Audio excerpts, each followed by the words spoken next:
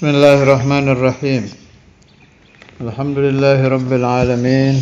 Allahumma salli ala sayyidina Muhammadin wa ala ali sayyidina Muhammad, amma ba'd. Qala al-Imam an-Nawawi rahimahullahu ta'ala wa nafa'ani wa iyyakum bi asrari fid dharain amin. Al-hadithul khamis, hadis yang kelima. An ummil mu'minina Ummi Abdillah Aisyah radhiyallahu ta'ala anha qalat qala Rasulullah sallallahu alaihi wasallam man ahdatha fi amrina hadha ma laysa minhu fahuwa raddun. Rawahul Bukhari wa Muslim. Wa fi riwayatin li Muslim man amila amalan laisa alaihi amruna fahuwa raddun. Hadis ini dari kekasih Rasulullah sallallahu alaihi wasallam, Sayyidah Aisyah radhiyallahu taala anha.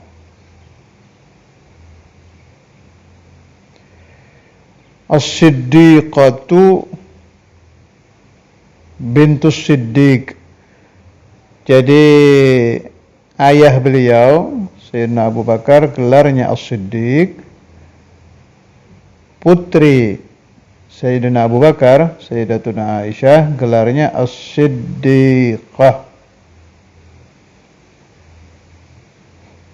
Yang paling saya sukai dari manaqib Sayyidah Aisyah karena berhubungan dengan ajaran saya itu tentang puasa dahr.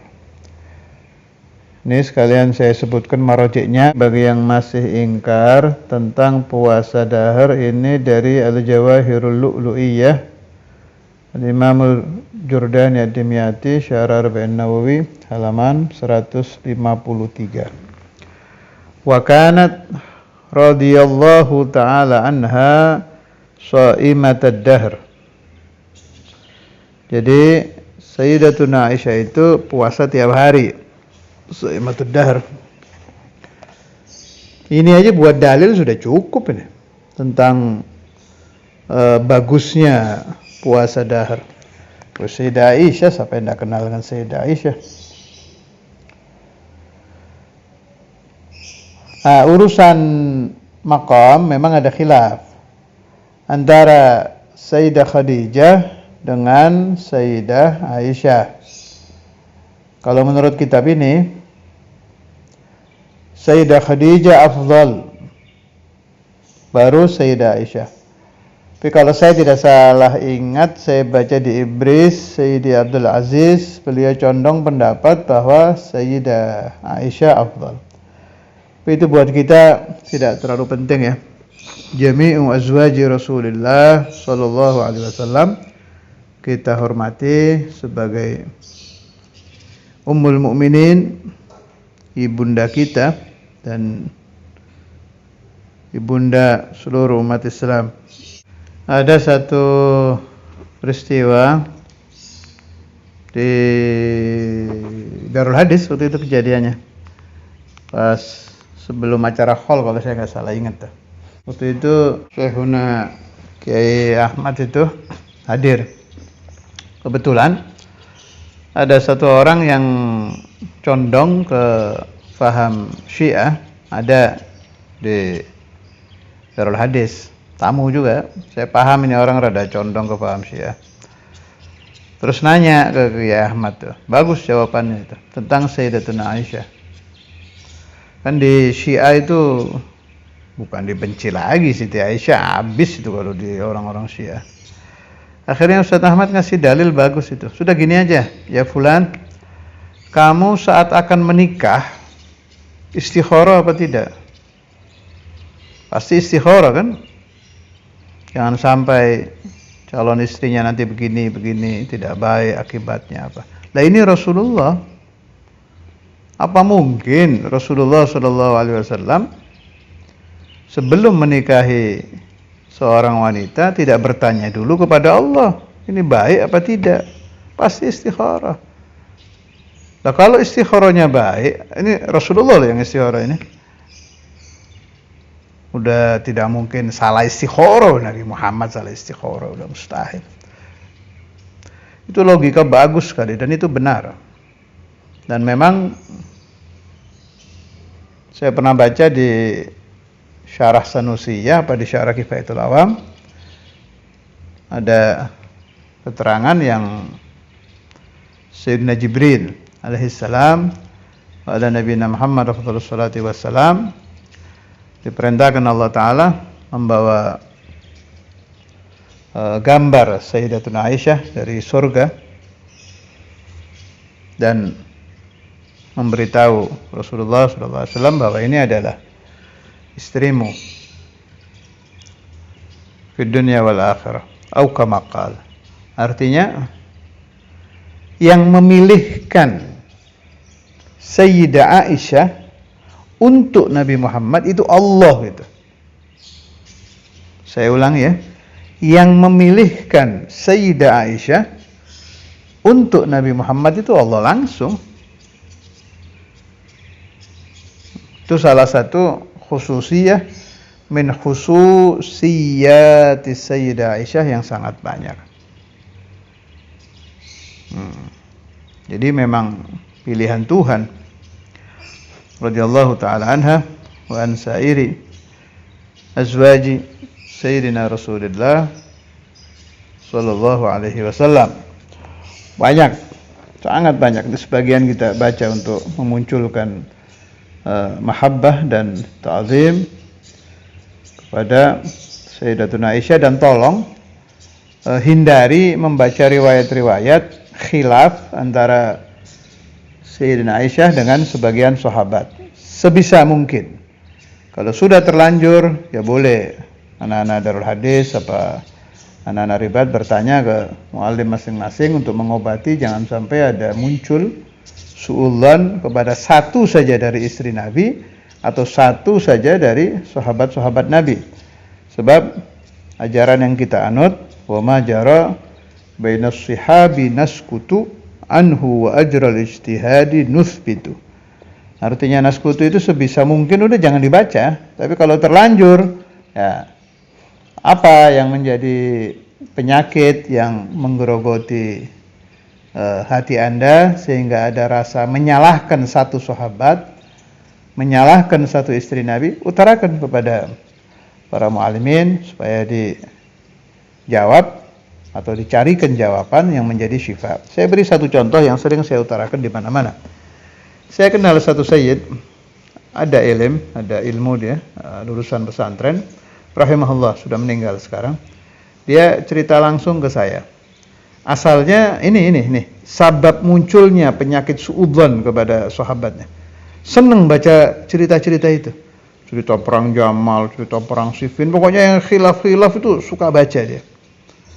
Dari bahasa Indonesia, dari buku-buku terjemahan bahasa Indonesia sampai muncul suudzon kepada ashabu Rasulullah sallallahu alaihi wasallam dan kepada azwaju Rasulullah sallallahu alaihi wasallam. Ba'du azwaju Rasulullah sallallahu alaihi wasallam.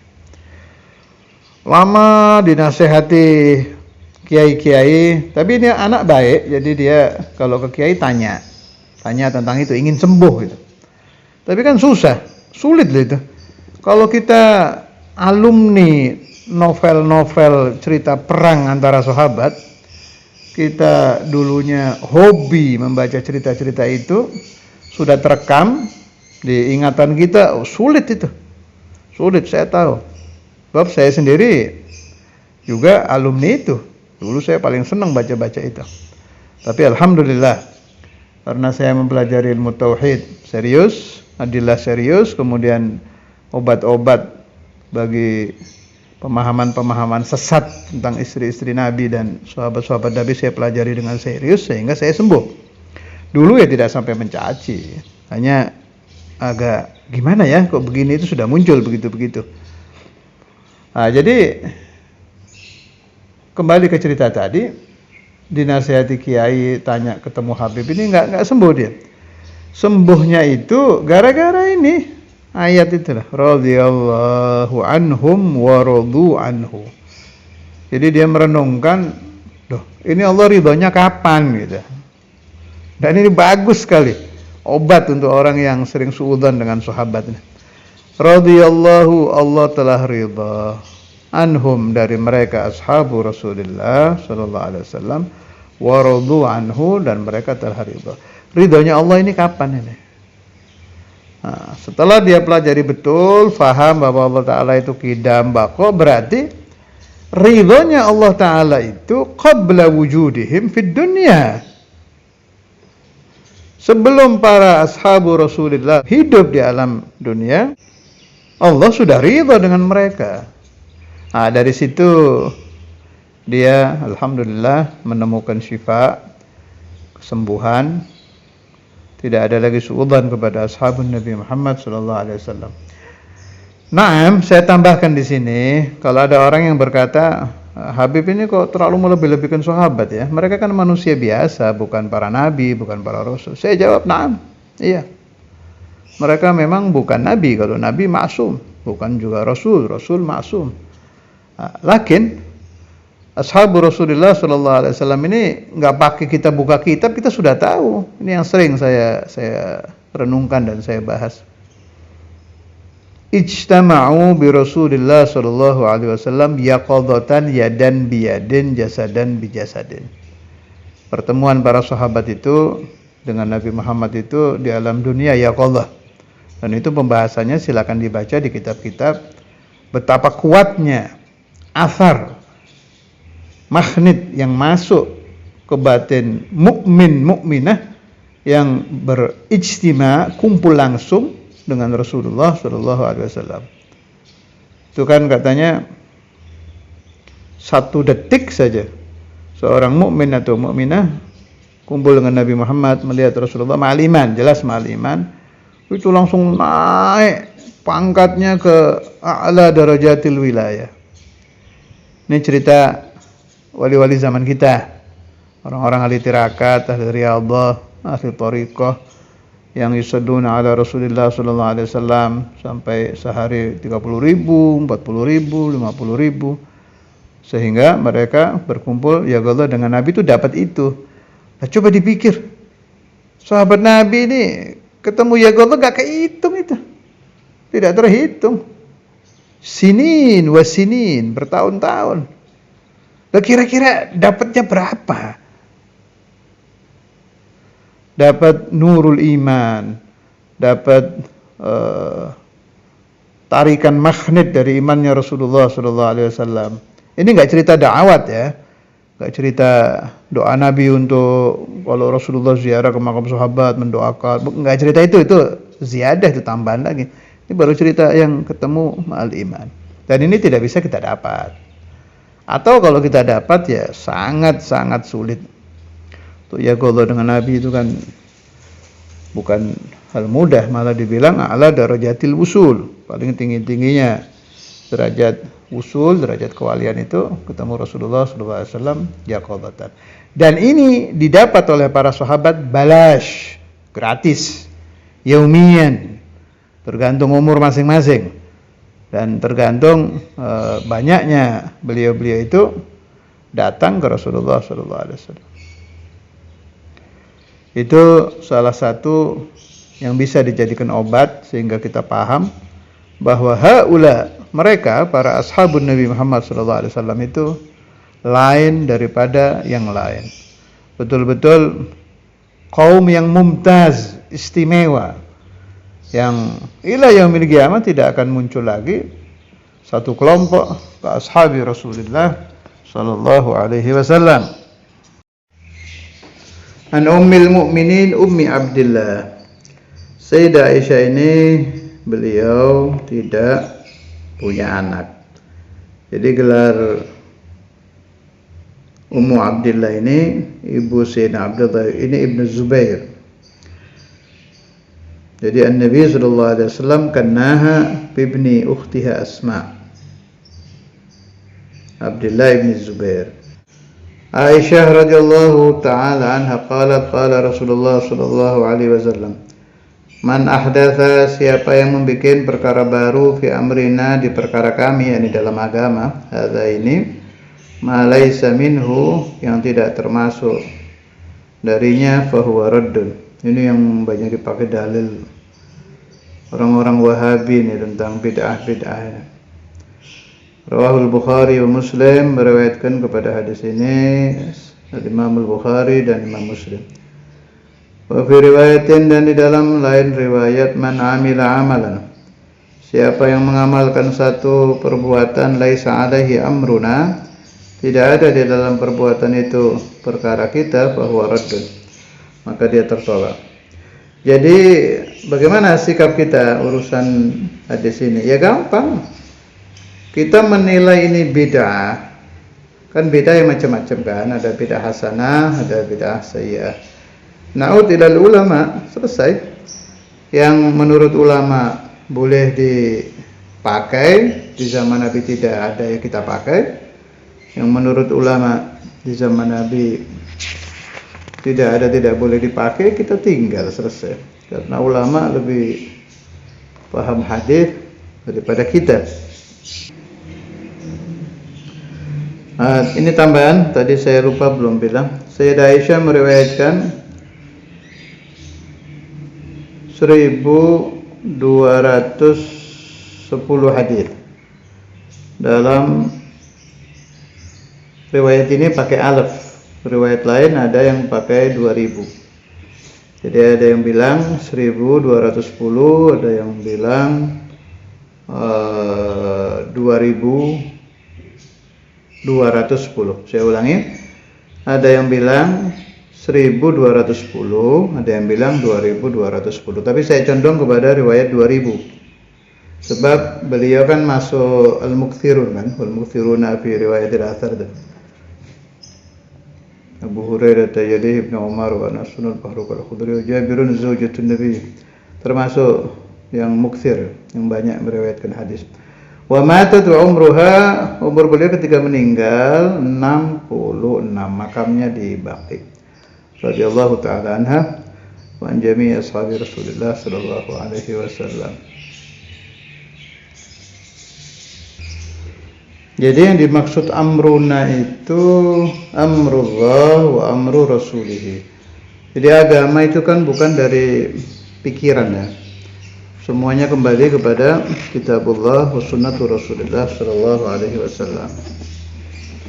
Ya, itu yang dimaksud tidak boleh membuat hal baru yang munculnya dari pikiran, dari hawa nafsu. Tapi ada namanya ijtihad. Ijtihad ulama-ulama mujtahidin. Mereka juga istinbat dari Al-Quran dan dari hadis Rasulullah Sallallahu Alaihi Wasallam. Itu juga nggak pakai hawa nafsu, sama. Nggak mungkin itu Imam Syafi'i, Maliki, Hanafi, Hambali muttabi'ul hawa, haula agtab.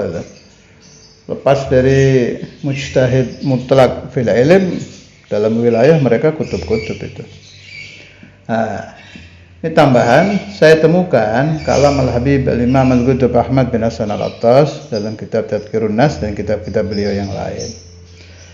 Jadi ringkasnya begini, setiap yang ada dalil Al-Quran dan dalil hadis, maka kita ikut Allah wa Rasuluh. Ya, ikut Allah wa Rasuluh. Dah.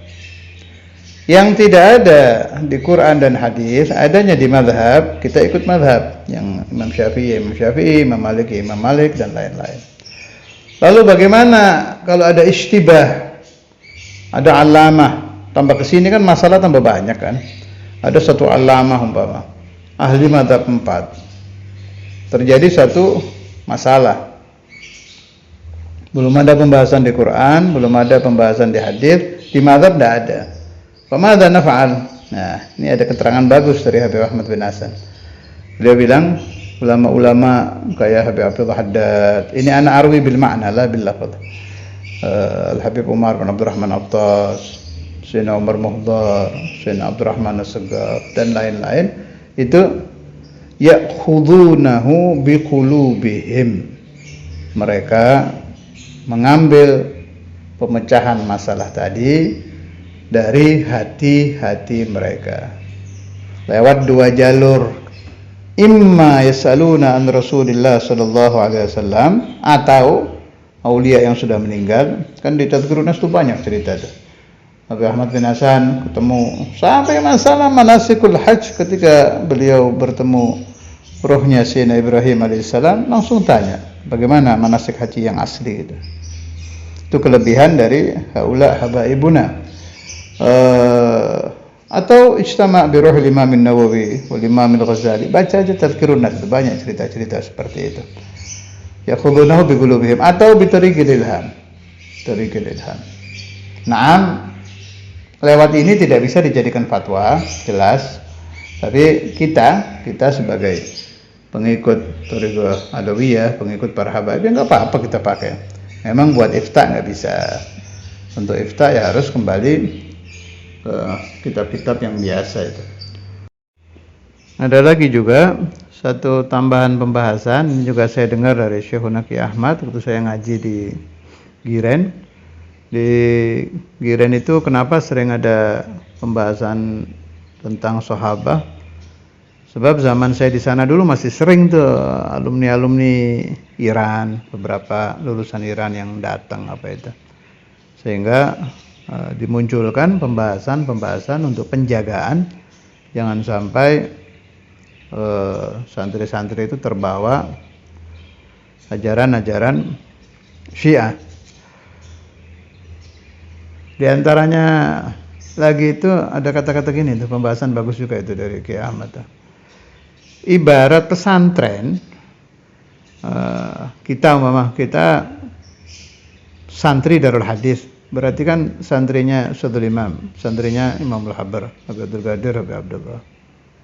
Udah. Umpama ada santri Sarang, berarti itu santrinya Mbah Maimun. Ada santri Lirboyo gitu, berarti itu santrinya Ki Mahrus dan lain-lain. Yang muncul dari kata-kata para santri ini, yang di depan kan syekhuhum, gurunya siapa ini? Nah, ini ashabu Rasulullah sallallahu alaihi wasallam, ini talamidhu Rasulullah. Hum talamidhun Nabi Muhammad. Mereka itu ibarat nyantren, mondok langsung di Rasulullah.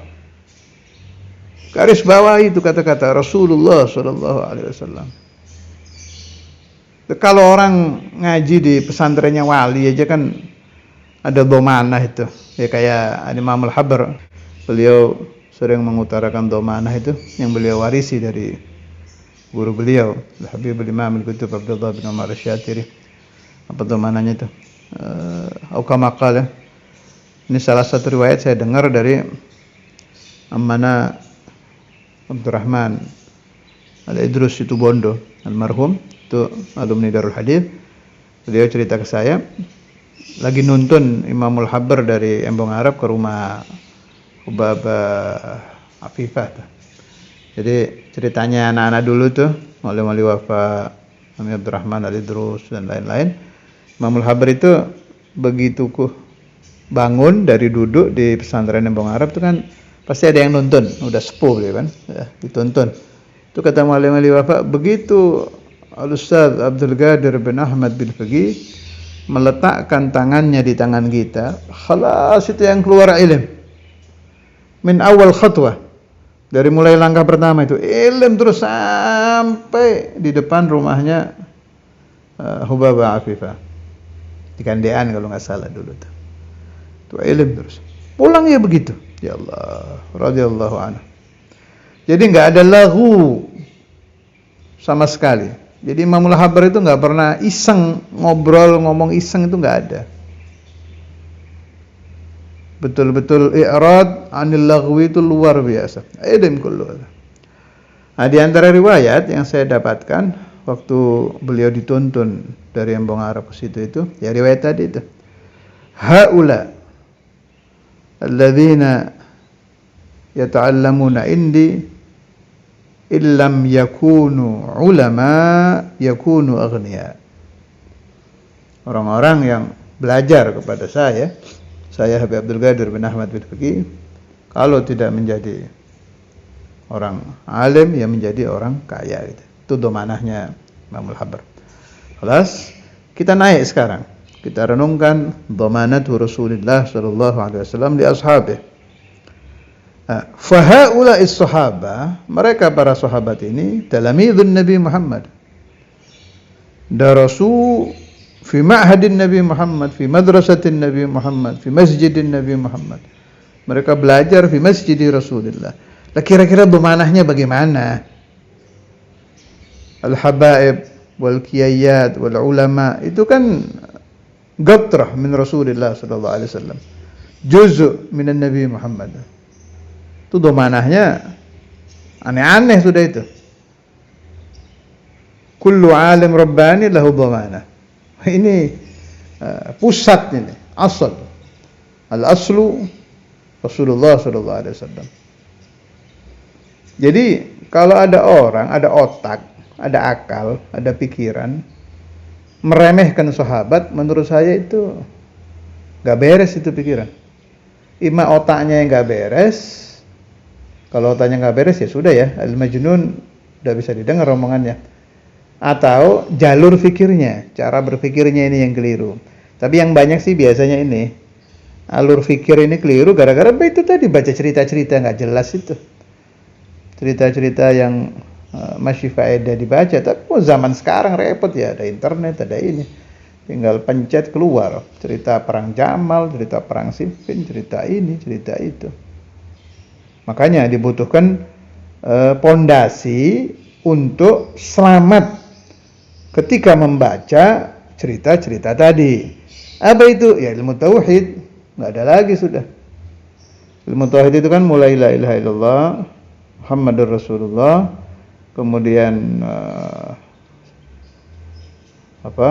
lanjutannya itu ismatul anbiya, mahabbatul anbiya, ta'zimul anbiya, hubbul Quran, ta'zimul Quran, itu apa rumusnya?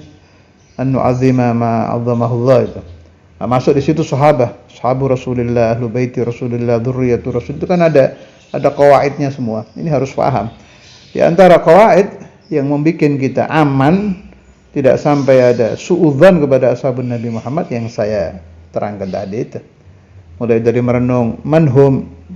Kalau ada talamid, fatalamidu Rasulullah sallallahu alaihi wasallam humus sahabah. Tadi dari merenungkan radhiyallahu anhum wa radu anhu.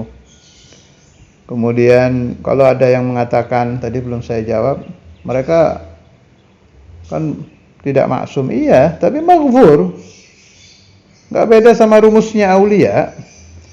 Kalau anbiya itu maksumun, kalau aulia mahfuzun. Mal farqu bainahuma?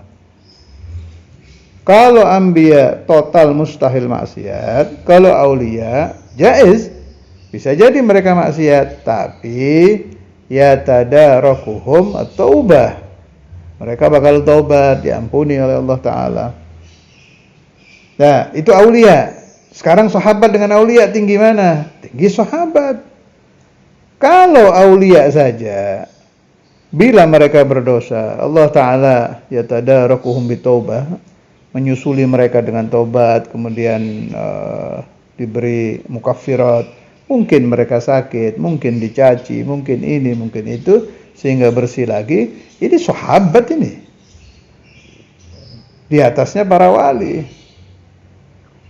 Kan kaidahnya nihayah, paling tinggi-tingginya magam wilayah itu tidak sampai bisa menempati bidayatus sahabah.